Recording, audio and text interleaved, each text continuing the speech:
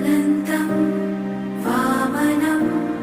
शौर्यं वैकुण्ठं पुरुषोत्तमं वासुदेवं ऋषिकेशं माधवं मधुसूदनं वराहं पुण्डरीकाक्षं नृसिंहं दैत्यसूदनं